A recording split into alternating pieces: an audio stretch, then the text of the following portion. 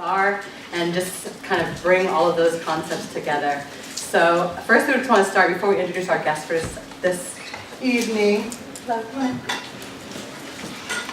So what were some of the things that you remember that are illuminated from the last couple of weeks? So first we had Jeff bringing in ideas of pedagogy and how that relates to culture and the ways that we share and disseminate our beliefs and ideas. And then last week we had H. talk about culturally sustaining pedagogies, talk about his work in South Africa with the Meal YX, AFRICAAM versus which is the language of the people, and how sometimes when that enters into a more traditional institution, how that breaks down, and how students are, not exactly supported as a result. So I just wanted to hear back from you some of the concepts that you're taking from the class, anything that is illuminated for you in these last couple of weeks, and we'll spend a few minutes just talking about that. So anybody? Yes. I thought it was very interesting when the first talk about pedagogy, how culturally sustaining pedagogy introduces humanization, and that leads to self-awareness. And I thought that was an interesting theme that's been talked about, how we're removing human rights and human aspects from the equation when it comes to how we interact with each other in the educational realm. Absolutely. So did everybody hear that? Okay, so how culturally sustaining pedagogies moves us towards a more humanizing way of disseminating information, teaching knowledge. Thank you. Absolutely. Anything else? Come on, be generous. This is our participation part. The power of using the language that you grew up with and reclaiming it and using it as art and showing the history behind that. Mm-hmm. Could you bring that back to the film that we talked and saw last week? Yeah, kind of how the dialect of Afrikaans was the thought seen as less, and then when they bring it into the performance, they're showing the strong history behind it and just showing that it's not less, that it's an important part of your identity and it should be respected. Mm-hmm. Is there instances from experience in this class where language has been used as a way of creating hierarchies and enforcing systems of power? The language of the people versus the language of the institutions? Any personal experiences or any experiences that want to come up from that? Did you say that? The question again? So we talked about the way that language, especially colloquial language, the language of the people, when it enters into oftentimes when it enters into institutional spaces, how that is often used as a hierarchy. So if you don't speak this sort of proper English, for example, then you're seen as less than, and you're seen as really not being able to participate correctly in the institution. So I wanted to know if there were any instances from our personal experiences of ways in which we've failed traditional languages and what's kind of come up from that. Please. So I have And say your name too. Sorry I didn't say it before, but we want to get to know who you are. My name is Israel, or Israel, whatever it works on. But so there, we're already starting. Already doing it. Please Crazy. talk about that, please, or whatever you'd like to bring up. So I'm Mexican/native of descent, right? But I speak only languages, English and Castellano, which is Spanish. So that's pretty crazy. Because I don't even know the language of my people, but I know the two languages of my oppressors. Oh, wow. And then, also, that's not. But, If you'd like to continue, we have some space. so, that's crazy. And then, when I speak to Caucasian people, they say I have an accent. If I speak to Spanish people, I have an accent. And I can't speak to my people. That was it. That was the whole thing. But that is crazy. Absolutely. Just holding space for all of that. Thank you. Anybody else want to bring up anything that's come up in this class? Thank you. I haven't really thought about this one now, but something that I've recently been doing is speaking on names and pronouncing them. My name is pronounced Kimiko. Say that loud, please. Kimiko. There's the I's are both E sounds because it's Japanese. But when I've been introducing myself recently, I've noticed that most people just don't hear what I'm saying, and so I break it up into Kimiko because it's easier because people know the name Kimmy and then they just add ko to it, which is kind kind of problematic, but just something I've noticed everything. Absolutely. And so I thank you for sharing that. So when we think about culturally sustaining pedagogies, we see kind of the other side of that. So where we have the capacities, the intellectual breadth to be able to say your name correctly and to be able to recognize the languages as multiple languages that are all valued and equally important to be able to understand our cultures, where we're coming from, our experiences, and how often we have to translate those experiences into things that are legible for our oppressors. So thank you for naming that explicitly, because oftentimes our oppressors. So anything else? Any last thoughts before we turn it over? Anything that came up in the last 2 weeks? Well, without further ado, I'm going to introduce Jeff Chang, who is back with us this week. And Jeff will be introducing two incredibly amazing, not only guests, but also alumni who are doing this sort of culturally sustaining work in East Palo Alto. And they'll be talking about their journey from Stanford to East Palo Alto and the work that they're doing currently. But I'll let Jeff introduce them at length. So thank you. Welcome to week 3, which is also alumni weekend, class of 2011. So I appreciate y'all for being here and welcome. How's everybody doing?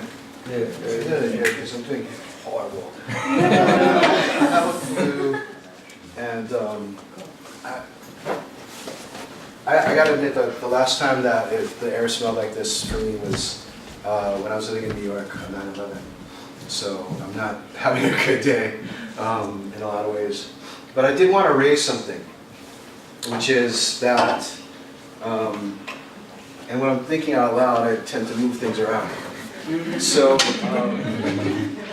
I did want to raise something, which is that, a lot of times there are disasters, right? There are events that overtake us, that are catastrophes.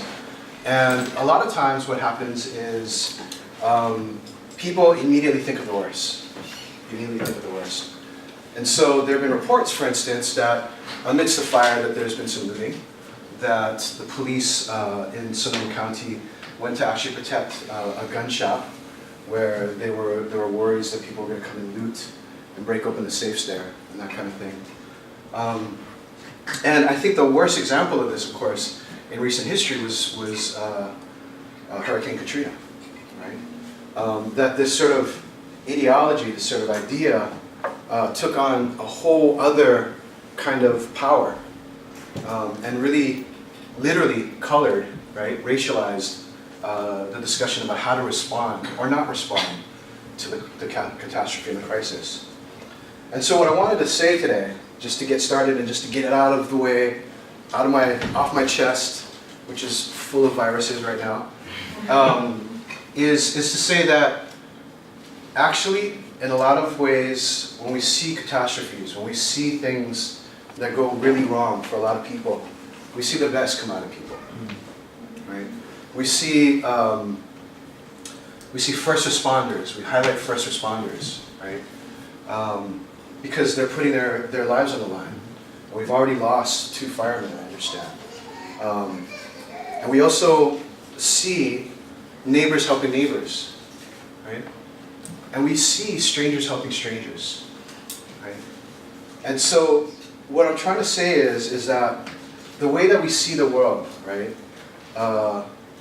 our actions as well as our ideas should be guided by a sense of an ethical understanding of what they do in the world, right? An ethical understanding of what they do in the world.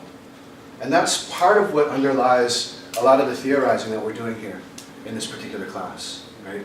How do you teach, literally, within pedagogy, a way to be able to interact with each other, to build community, right? To be a person in community, right? Or to be just even an individual living, right? And that's sort of the ultimate question, this ethical type of question. And so, just want to say that, get it out of the way, but it's going to come back, I think, again, over and over in this class, yeah? So I just wanted to kind of say that to get out of the way. My chest feels a little better. What I get to do today is to introduce you to 2 men. I'm not going to say young men because they're post-young. Which is all good. It's all good. Who Are alumni, yeah, wise men, yes, two wise men who are alumni and who began here at Stanford to determine what they were going to do with their lives, right? To make the kinds of choices, ethical choices, that would lead them into the work that they're doing. And so we wanted to do that here on Alumni Weekend, on Reunion Homecoming Weekend, as a way of highlighting, hey, these are the kinds of things that people do, right? And the beautiful thing is that they've chosen to work in a place that's not too far from here. It's East Palo Alto. And so we're going to talk a lot today about East Palo Alto. Anybody here been to East Palo Alto? Most of you. Good, good, good. Any of you done work in East Palo Alto? 5 of you, 6 of you, something like that? Okay, really good. So what I'm going to do here is I'm going to do a really quick introduction to East Palo Alto, give you kind of a sense of the history of the city, what the city is about, where it's at now, and then we're going to bring up these two wise men, these two wise post-young men, to help share with us what their lives and their life choices have been about, and what they are doing now in the community, including all this work around pedagogy, right? And again, you know, sort of thinking about how to activate ethical acts and ideas in community. Okay, so let's start here. This is a map, a Google map, of course, of East Palo Alto. Can everybody see it? Should I turn off the light? Yeah, okay. Anybody's field hockey gear here? No? Okay. I'm just going to kick these shoes to the curb because I'm not trying to pick them up. So, this is East Palo Alto, right? You can see the red boundary here delineating the borders of East Palo Alto. That slash up there in the middle of the map is Dumbarton Bridge, right? And the sort of slash right down the middle here that says 109 is University Avenue, which of course leads right into Stanford, which is over here off the map, because we're centering East Palo Alto today. East Palo Alto, for many, many years in the Bay Area, like much of the peninsula, was an all-white city. The Bay Area had very few places for people of color to live for most of the 20th century, or a good portion of the 19th century. Most of the 19th century and a good portion of the 20th century. And so what we saw happening was a large demand on the part of middle-class people of color and working-class people of color to try to find homes in the Bay Area outside of the places that they were allowed to live, which were places like Richmond, California, Oakland, California, El Cerrito, California, San Francisco, California. And so East Palo Alto was an unincorporated area. This side is Palo Alto over here, on this side of the border, right? And on that side of the border is Menlo Park. We're going to talk a little bit more about these kinds of questions in a little bit. But what I wanted to do was to let you know that in 1954, white families sold their house in the Gardens to the first black family to move into East Palo Alto in 1954. Okay? And what real estate officials did at that time was, they said, I can make money off of this, right? So they began to put together buses to bring black folks from the Fillmore in San Francisco, from Oakland, into East Palo Alto to look at the houses. And they said, here's all these houses that you can move into, right? These are houses now that you are allowed to live in, right? And at the same time, they sent flyers to the white residents and said to the white residents, all these black folks are going to move into your city. You should sell now and get ahead of the curve, right? And so, between 1954 and 1960, what we see is East Palo Alto goes from being almost all white to becoming 81% African American in just 6 years, right? White flight. And let's pause here and think about the ethics of this, right? From a market point of view, this is the market in action, enacting anti-discrimination measures. Isn't it wonderful now that all of these black folks can move in neighborhoods that they couldn't live in before, right? But the real estate owners bought the houses at a cut rate and they sold it at twice the amount for black homeowners, right? What they did was, they said, there's a high supply and a lowering demand for whites, there's a rising demand and a limited supply for blacks. And so we can afford to buy cheap and sell high, right? And so what does this do? It resegregates the city, right? From all white to almost all black. The other thing I should note here is that East Palo Alto remained unincorporated until 1983. And so I want you to see this little thing. You see O'Brien Drive here off of Willow Road? And there's a sort of a little kind of thing that kind of goes like that, right? This used to be East Palo Alto land, but as soon as some businesses moved into the area, Menlo Park scooped it up and annexed it, right? And now, actually, I can show you this film here. Things you can do with drones on a Sunday. This is literally the border between East Palo Alto and Menlo Park. And what you can see is literally a border wall, right? People's backyards become a border wall. And so you see building happening in Menlo Park, right? These are biotech firms, these are tech firms. All of the taxes that they raise don't go to East Palo Alto, they go to Menlo Park. And meanwhile, on the other side of the wall, this is East Palo Alto, right? Where people live.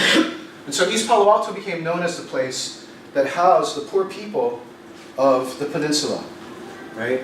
And of course, overwhelmingly, those poor people were people of color. So there you go. Any questions so far? No? Okay. So East Palo Alto is a city of 29,000. The median household income in San Mateo County is 70,819.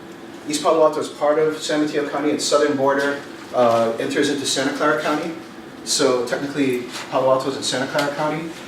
And the median household income in Santa Clara County is $74,335. This is 2010 numbers, so these numbers are much huger now. East Palo Alto's median household income is $45,006, right? And so what East Palo Alto tries to do in the 90s into the 2000s is to think about how they can monetize their position in relationship to all of this wealth, which has always been there, right? All of this wealth that's always been there. And so the town, the center of town, which is the small portion of East Palo Alto that's on the other side of the 101. You saw the 101 kind of bisecting East Palo Alto from the rest of the county, right? They wipe out the town center, which was called Whiskey Gulch, and they build a Four Seasons hotel, and a number of big corporations are up in there as well. Amazon, a number of huge DLA Piper, law firms specializing in tech and that kind of thing. The 101, of course, bisects the majority of East Palo Alto from Palo Alto. And on the other side of Palo Alto, of the 101, is the IKEA. And over here, in the top right-hand corner, the Home Depot. And that's a little bit of an explanation of what East Palo Alto is doing. It's continuing to serve the people who do not live in East Palo Alto, or are trying to move into East Palo Alto. So East Palo Alto has become seen as one of the most affordable places in the area to live. And this leads to a huge increase in home prices that coincides with the foreclosure crisis in 2012. At the bottom of the foreclosure crisis, the median home price in East Palo Alto was $279,000. Right? 5 years later, it's $814,000. The housing stock hasn't changed so much, right? What has changed is Facebook has moved in, added 7,000 employees. For a time, they were offering $10,000 bonuses for people to move within something like 5 miles of the Facebook campus, which increased the demand for housing within East Palo Alto. And at the same time, remember, these places were redlined, right? And so banks had encouraged people to take on these horrible subprime loans. And so the foreclosure crisis hit East Palo Alto very hard. At one time, 1 in 3 homes in East Palo Alto, right around 2012, 1 in 3 homes were under the threat of foreclosure, right? And so what's the ultimate thing here, and how does it relate to education? Well, 42% of the children in the Ravenswood School District, which includes all of East Palo Alto and a little part of East Menlo Park, are homeless. homeless, right? And this is talking about homelessness as a category of people sleeping on people's couches, temporary housing, precarious housing, people living because they work here at Stanford with their kids and the kids want to go to school in East Palo Alto, living here during the weeks and then commuting back to Los Baños or to Tracy or to Turlock on the weekends and then coming back on a Saturday night in a 4-hour bus ride. People living in RVs on Bay Road, right? People who are living in cars during the course of the year, right? 42% of children in the district are homeless. Now, one thing I also want to say here is that East Palo Alto has always been a cultural leader. And so during the 1960s and the 1970s and the 1980s, there was an attempt to rename the place Nairobi because it was a hotbed of black cultural nationalism. There was a lot of art that was going on there, right? There's a lot of emphasis on educating young people in African-centered ways, right? And so there's this legacy of activism and pedagogy that is built into the very fabric of the history of East Palo Alto. And this is where I get to introduce these amazing post-young men. Let me sort of turn the light back on here. Any questions so far? Let's see if I've got this here. Oh, okay. And actually, let me show this too. So this actually led here at Stanford to the creation of the Committee on Black Performing Arts, which is being revived this year under the guidance of Alon and Amara Tabor-Smith. So let me first introduce Tefri Mogus, who is a lyricist, a producer, and an educator who's worked in underserved communities since he was a teenager, even before he came to Stanford. While he was studying electrical engineering here, he decided to integrate music technology into the practices that he was working on, and he helped build out this program called the Mural Music and Arts Project, right, which we're going to hear a lot more about during this particular course. And he's helped to start its History Through Hip Hop program. And so he's taught performing arts to the MMAP youth, and the program was successful in building out 3 recording studios and producing dozens and dozens of tracks with young East Palo Alto artists. He returned to his home in LA to learn more about the recording industry, specifically artist management and content production, and he now uses that experience to bridge both worlds and to increase visibility and range for young hip-hop artists through his work as the executive director of the Mural Music and Arts Project. So please welcome Tefri Mogus. Actually, I'm going to introduce the whole team as well. What's that? Oh, okay. Cool. Give me a couple of extra seconds for me to get set over here too. Olatunde Somolahim is the CEO and co-founder of Street Code Academy. He graduated from Stanford in 2003. What was your degree in? Urban Studies. In Urban Studies? Mm-hmm. Oh wow, so all of this is you. This is all you. Sorry. Tunde was one of the folks who helped build up MAP and the HHH program, the History Through Hip Hop program at the Mural Music and Arts Project, into a powerhouse, globally recognized program along with Tefri. And now he's working on Street Code Academy, which offers high-quality tech education classes in subjects ranging from basic computing to virtual reality. He's working to change the face of technology by preparing the next generation of underrepresented tech leaders. And his work is building a legacy of positivity through social enterprise, entrepreneurship, and community building. So, please give it up. Well, thank you guys. I appreciate you, and thank you, Jeff, for those kind words. Post young, I'm gonna start using that. It's definitely accurate. Again, my name is Tefri Mogus Brook. I'm the executive director of Mural Music and Arts Project. Has anybody heard of MAP or ever done some work with MAP? Okay, right on. Handful of y'all. So thank you guys.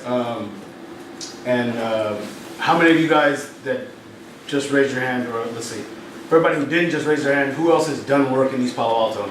Can I see it? Okay, cool.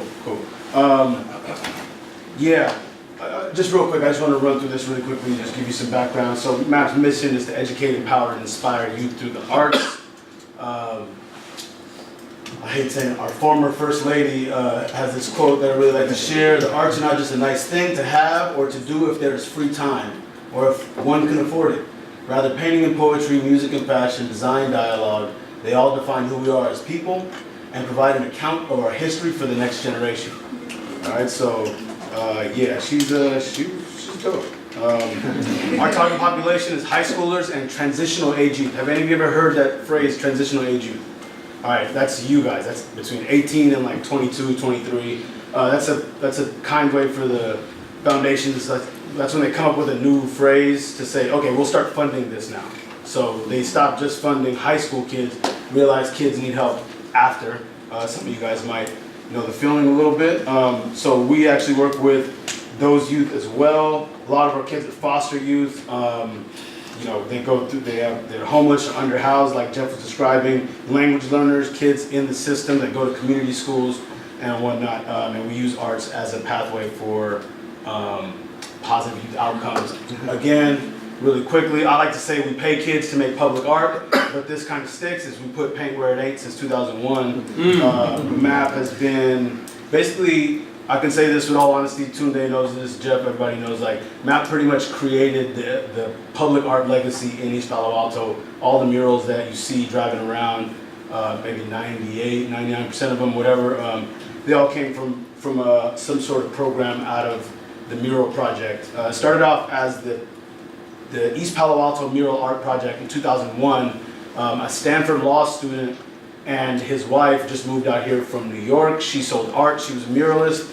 He was going to law school, but he was also a math teacher in New York, in the Bronx. So he wanted to kind of keep that work going. They realized there really weren't a lot of opportunities for young people in East Palo Alto, not only to express themselves through the arts, but you know, to make a little money to justify to their parents why they would be, you know, painting. So they put together this program. They painted a mural actually about the struggle that Jeff just described to get incorporated in 1983 at Cesar Chavez Academy within the Ravenswood City School District. And it took about 5 years, and then there were murals at every campus in Ravenswood. They're all over the parks, like I said. It expanded in 2007 to San Francisco, and yeah, it's been jumping. We've served over 12,000 kids. We've made over 300 murals, recorded 200 songs.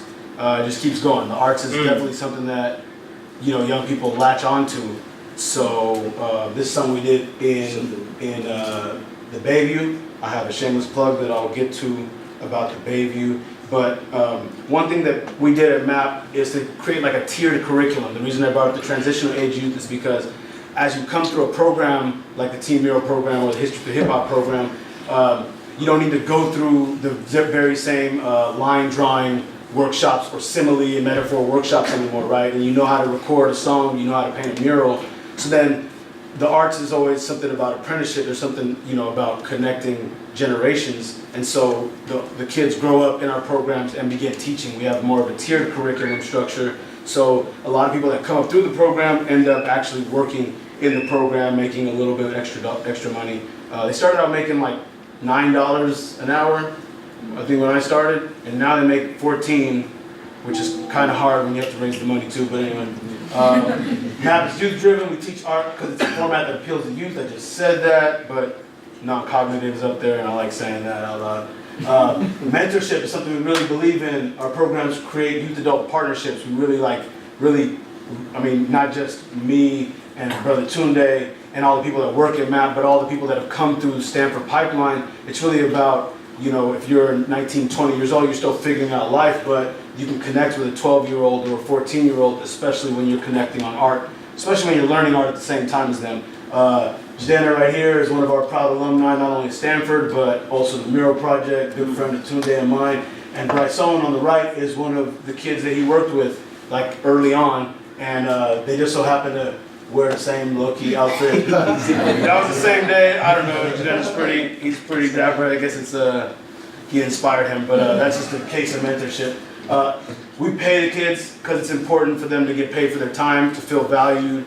I think that's huge within any program that touches on young people in these environments, because they have to watch their little brother or sister or they have to get a job, or they're getting sucked into other bad things that are going on in the street. So, you know, it's a way to really, trust me, I've had to cut $12 checks before, and it's not that fun. And then, oh, what do you know? Yeah, collaboration. So MAP wouldn't exist without the Gardner Center here.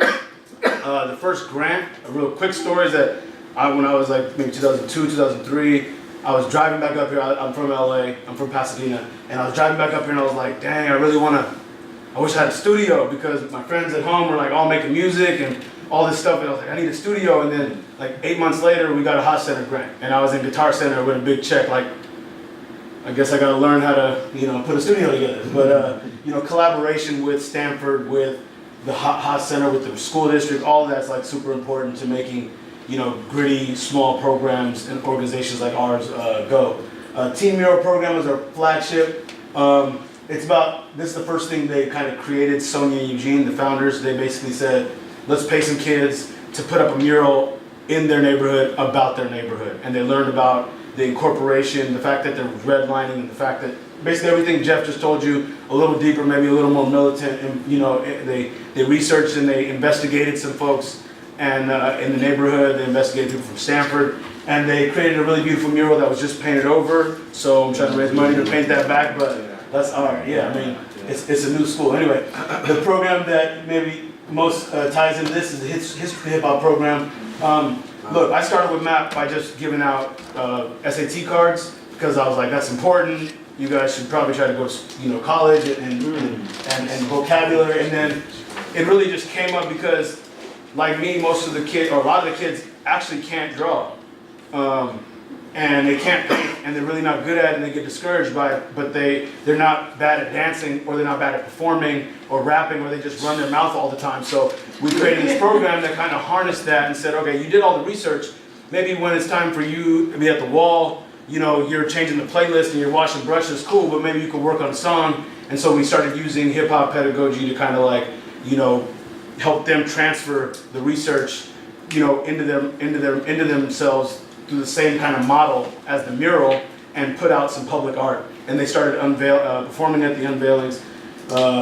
This is the same guy with and without sleeves. Fluence from East Palo Alto, another great leader, one of Tunde's mentees as well.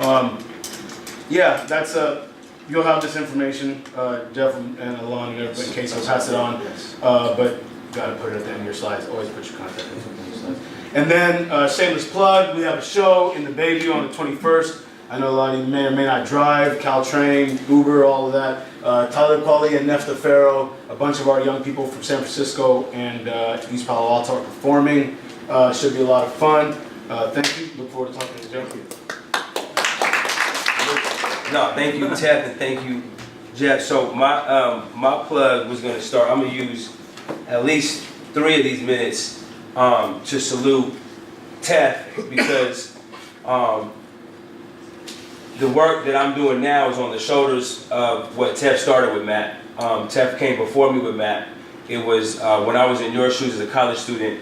That was the model of what real, true, community-facing, authentic. You called it. I forgot what you said.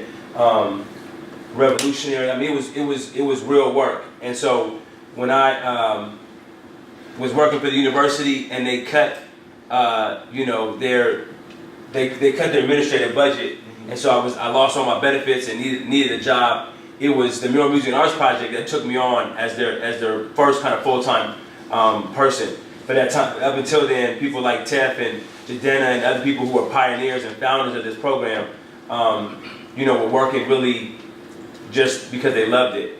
And it created a space for me to have a full-time work that ultimately led to this work. So I have a tremendous amount of respect for Tef, not just as a brother, but as a pioneer in the space and someone who really trailblazed for me. So MAP gave me so much, and I was a part of the hip hop and all that. So, wow, these are all my notes. Well, okay, so I had a. I'm sorry. So I have a hard time trying to figure out what is valuable to say. So I'm gonna ramble off a ton of slides, and then we'll wait till Q&A. Is that all right? Yeah, I'll serve it all up. Okay. So here's the deal.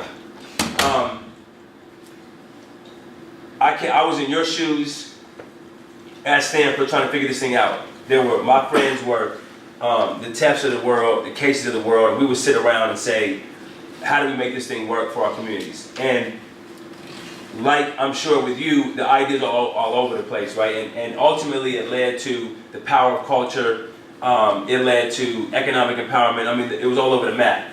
And it led to MAP. And then I'm at MAP, right? And we're using these same innovators, right? The Adrians, the Isaiahs, the geniuses that he started to cultivate within the History Through Hip Hop program and we were just sharing at Keith Cross, who broke down neurologically and scientifically and the genius, the literal genius that's happening with people who are participating in freestyle rap, right, as a component of hip hop. So there's literal genius that I'm experiencing, not as a lyricist, but as a fan, not as a participant, but as like an educator from the work that you started with that grant, with that music. I'm literally watching folks take 5th grade science curriculum and spit it in a way that's like unbelievable.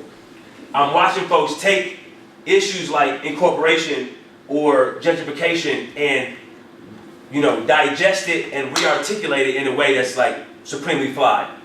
And so I'm watching this genius happen. And then I'm hitting conferences on this campus where they say, look, we have a gap, we have a deficit of creative confidence. Has anyone ever heard that? So it's the D School founder, right? This was Kelly. Y'all don't know the Kelly guy? David Kelly.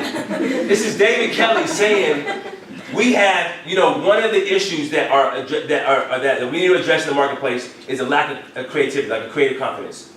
And I'm like, this brother right here on the left, Adrian, was freestyle in front of Woodside around voter rights. It was literally a census-sponsored, get people to vote, and we're watching the crowd and what's going to move them, and have you just freestyle, flow, and then make that and somehow connect that to voting.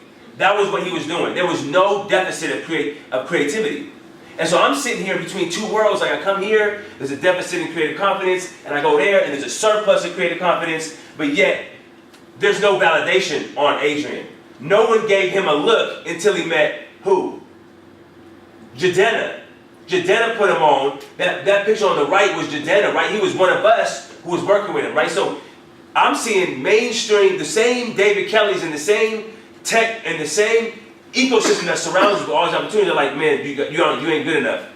But yeah, we need more confidence. So I'm like, this doesn't make any sense. So I'm literally in the History Through Hip Hop program trying to figure out how we connect to the tech.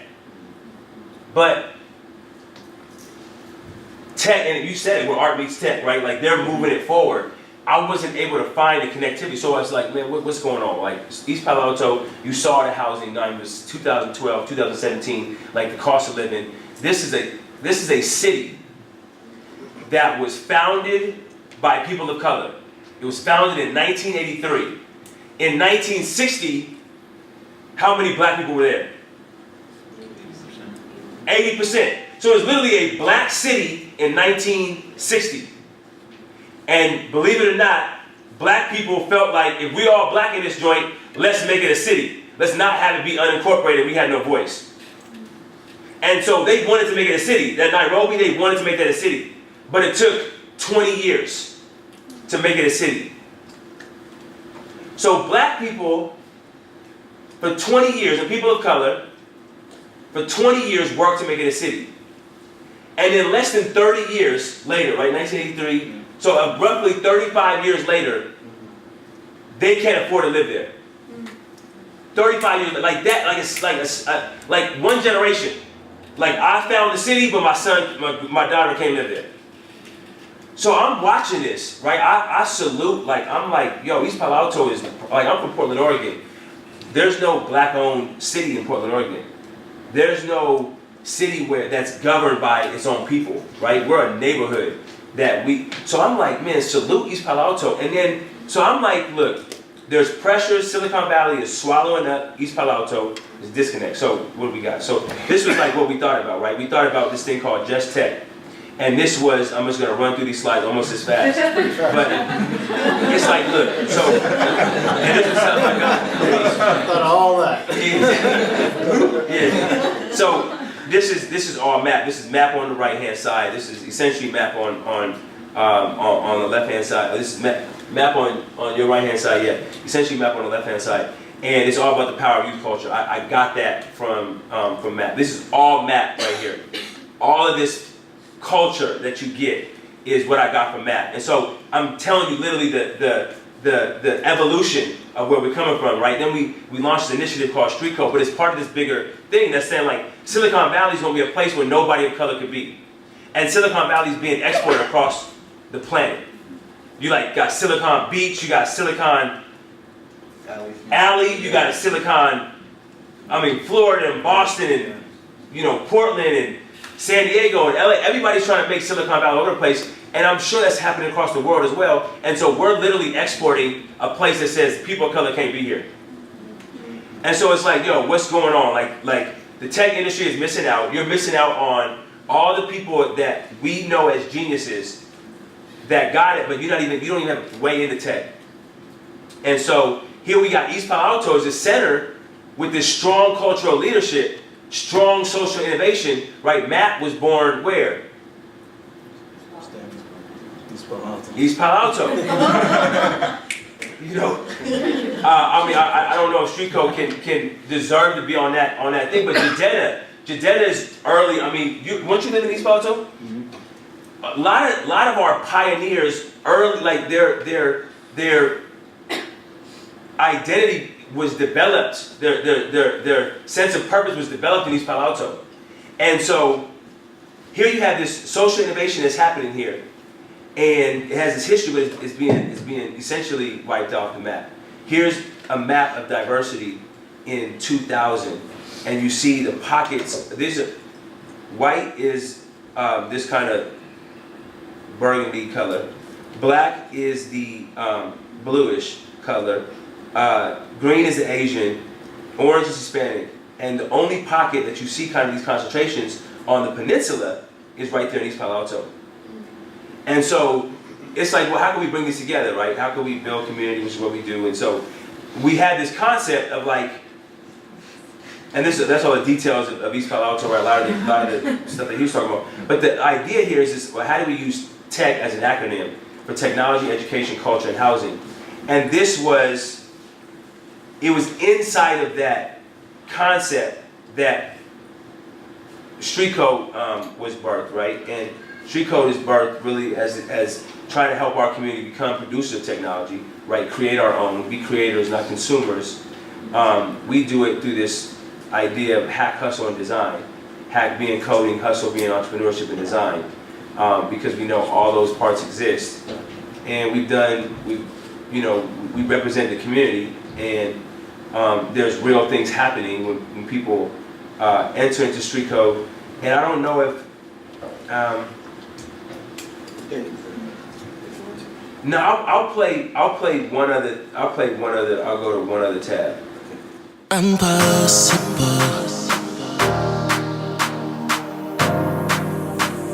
Nothing is impossible.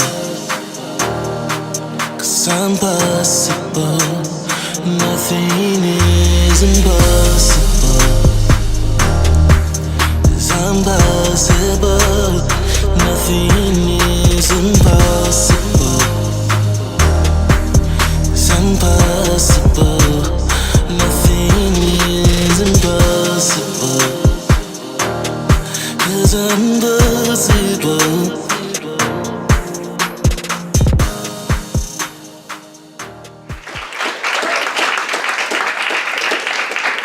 So actually, some of the questions I had were going to be about sort of the transition from Stanford to moving through, choosing your careers and that kind of thing. But I think that this is actually a good point to maybe bring in all you all and just ask any kinds of questions that you might have of either of them. And if it cools out, then I'll throw in questions and that kind of thing. Any questions? Yes. How can we get involved in Street Code? like helping out volunteer?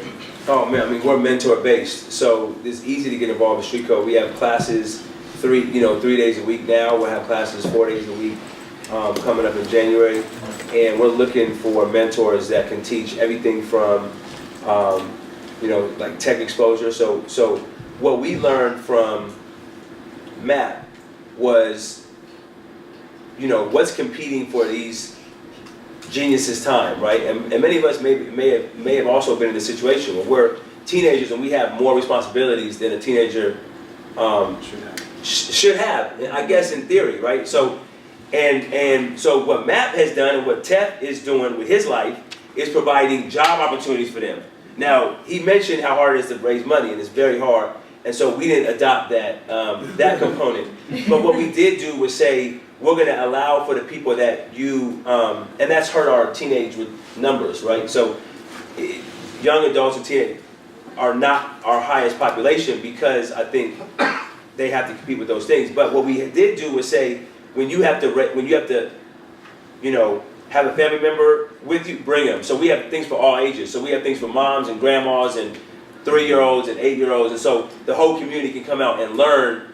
And so you have things like tech exposure that teaches you just how to get on a website, how to turn on a computer, for grandmothers who've never done it, for low-income immigrants who've come here and they've never had access to that kind of technology, all the way to folks who have been 3 years into coding and we're learning the whatever the top languages are at this moment. So all the way from advanced coding all the way down to beginner. So to answer your question, there's a lot of mentorship where you can come in and participate like that.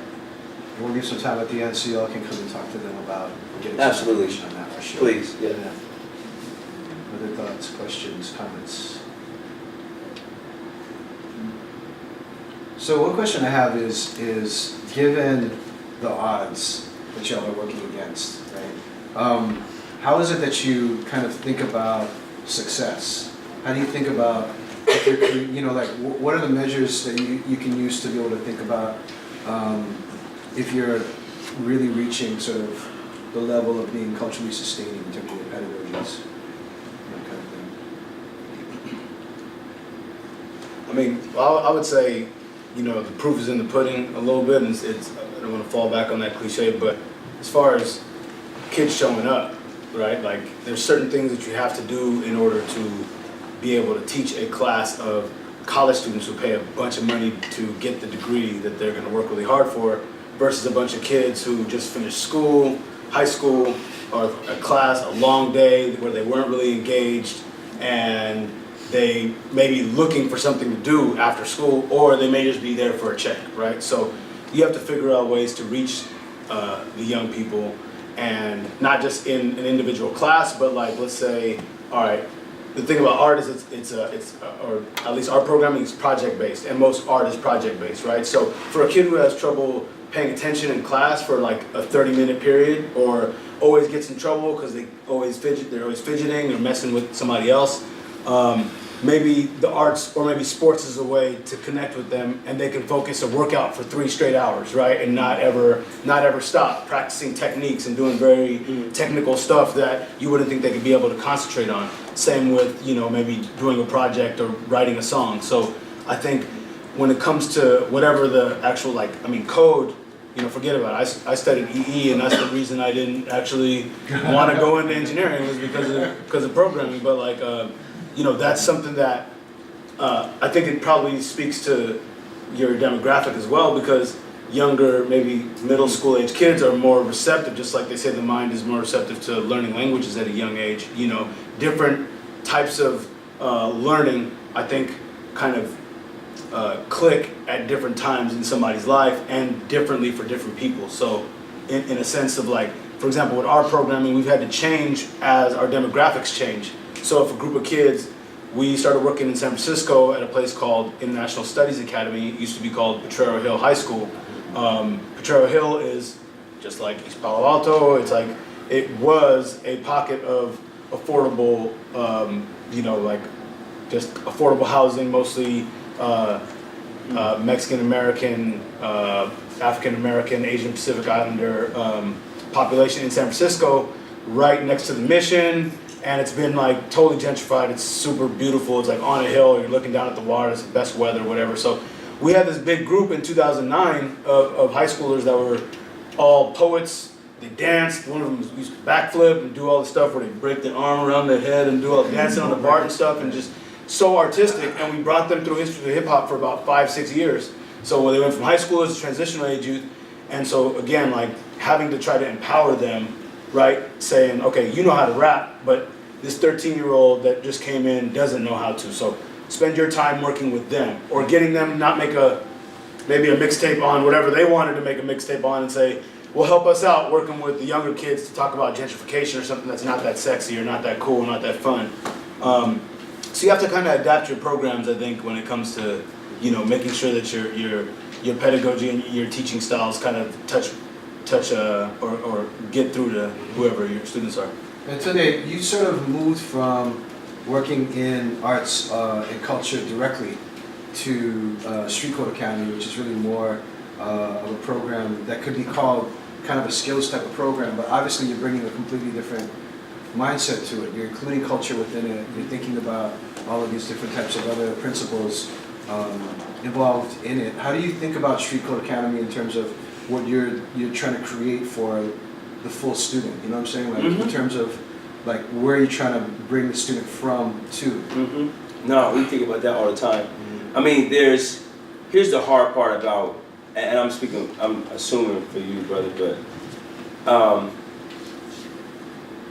I pause at your first question because sustainability, you know, for us is twofold, right? Like you said, culturally sustainable. Right.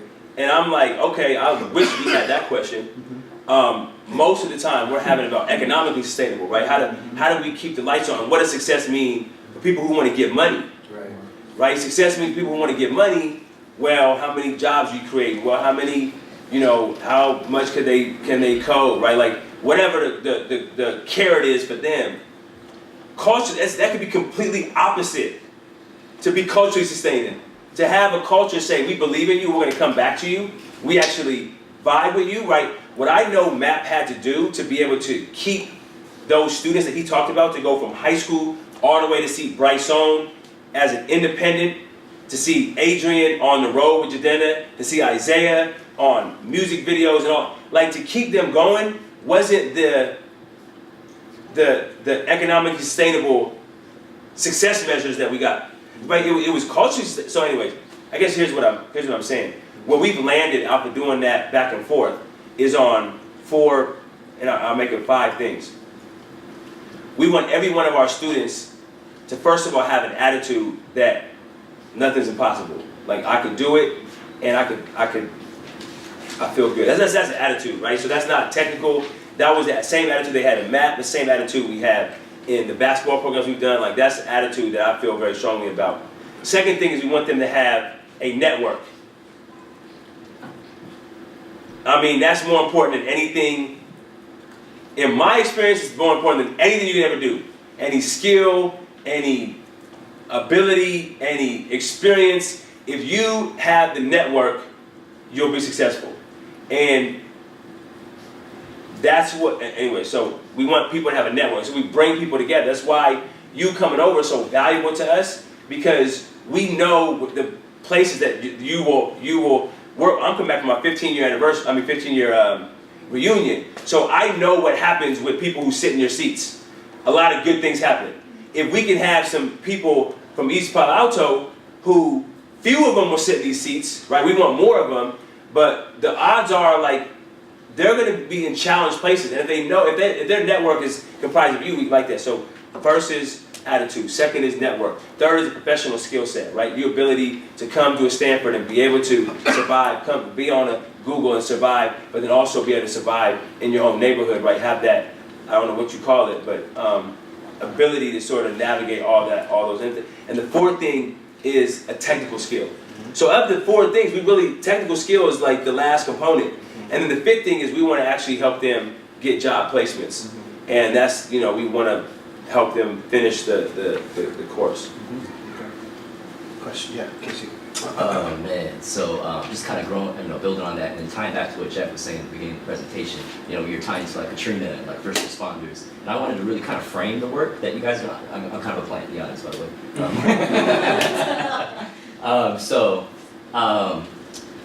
Tunde and Tef and the work that they've historically done, you can think about them. They're first responders to white supremacy.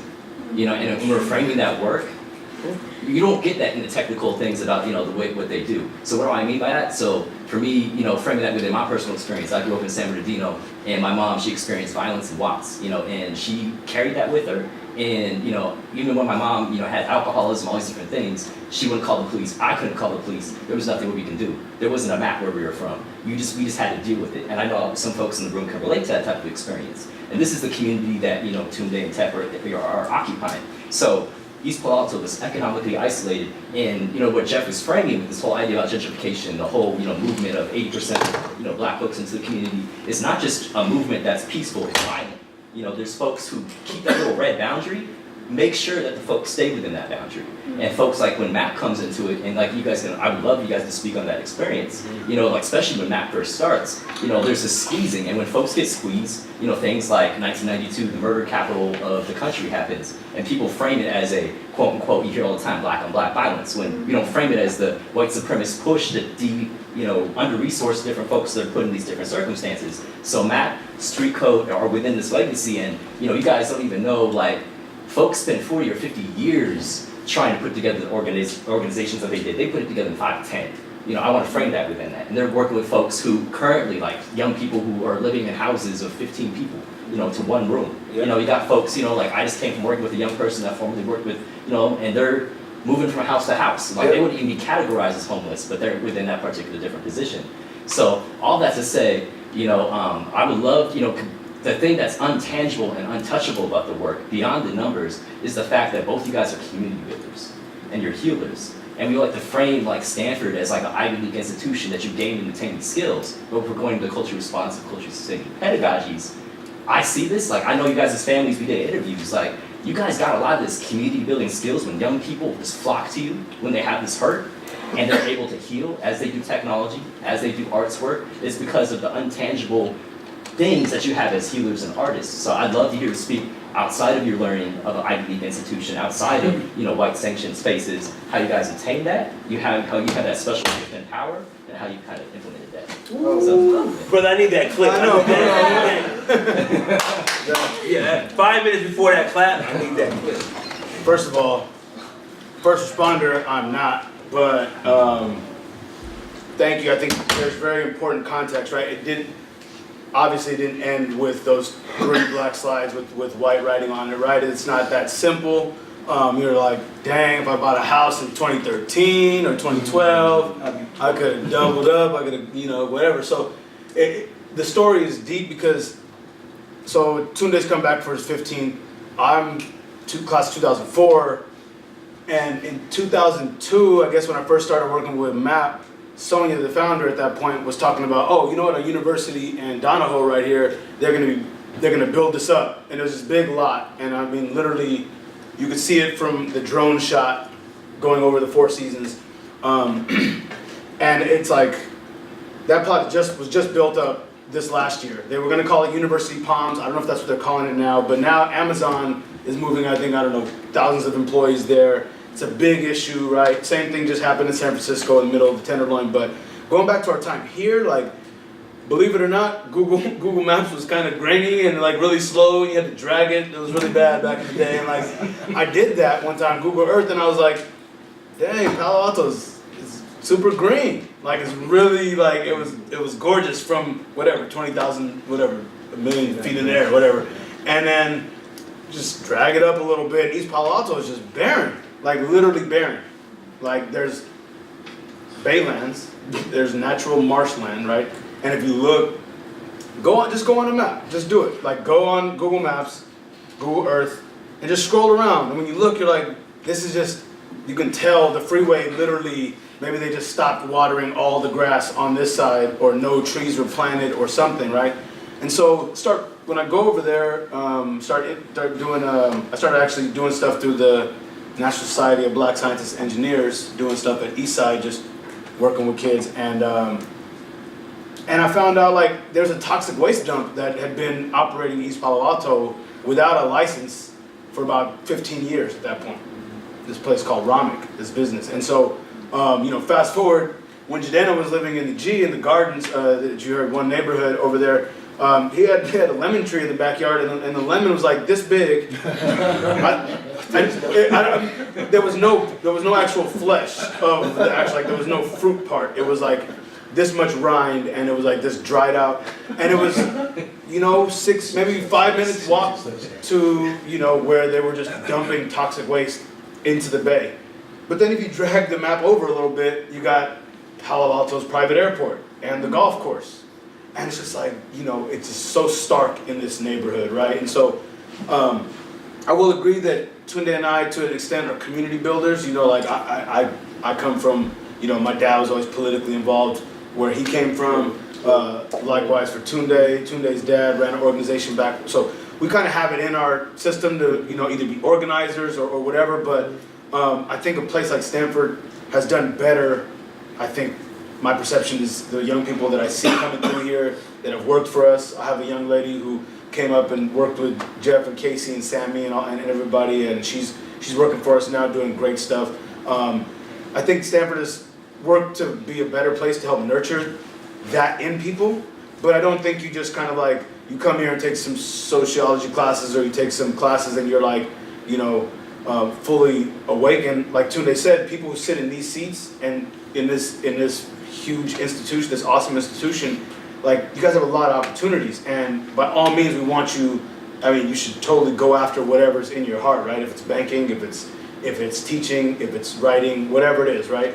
I think for people like me and Tunde, before we got here, that's what it was. Jadena, when he got here, he had a turntable and a little M audio thing, and he was making beats on Fruity Loops. Like, he was a rapper at 17 when he walked in here. Like, literally. And he never stopped being a rapper, despite how maybe not awesome Stanford's arts program has always, arts has always been here, right? Just gonna put that out there. You guys may have an experience with that. But I think a place like this will put you around people, and this is the last little anecdote. Amadou Diallo was somebody who was murdered in New York in the early 90s by police, brutalized, whatever. There was like a rally for him. Like, we did a big thing, first like, first couple of weeks of school, we did something at the Coho, and it was like, everybody was real black powered out, and it was like, it was a poetry slam, and it was awesome, right?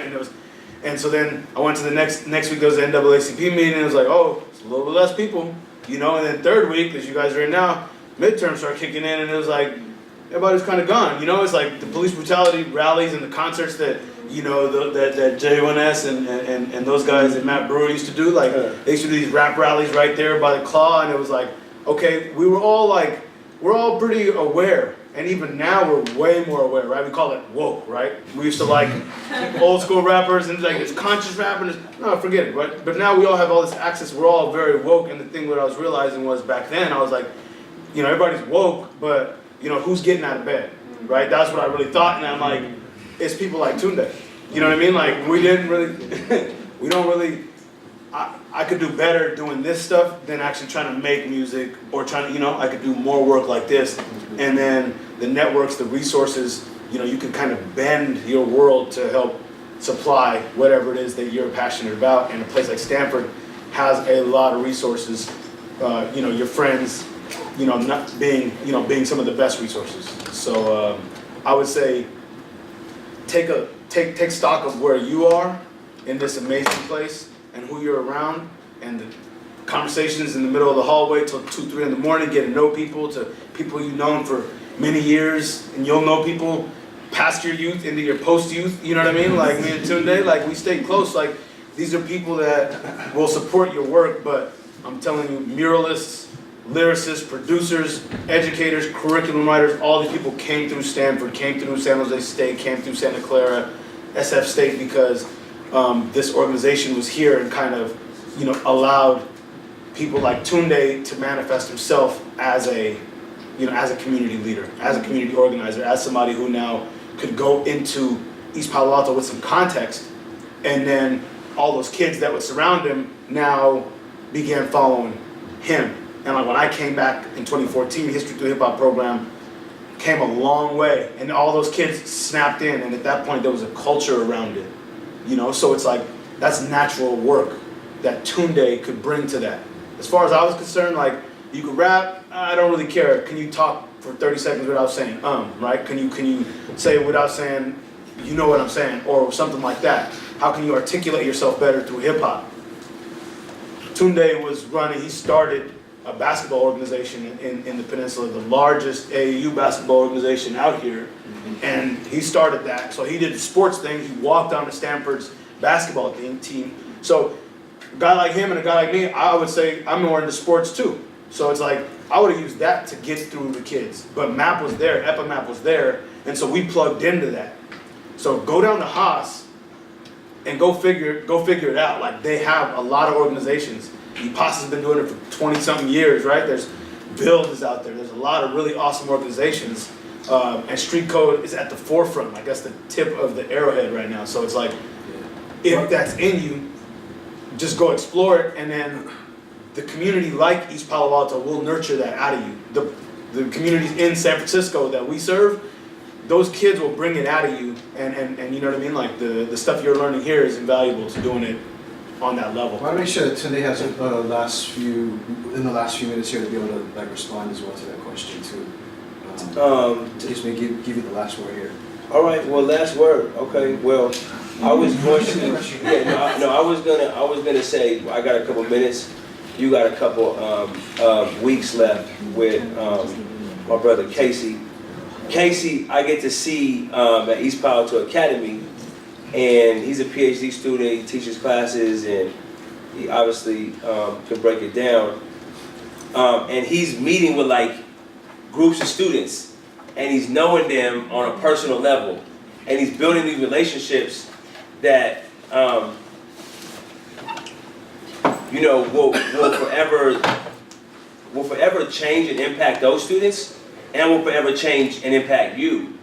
And I think that's kind of a fresh return.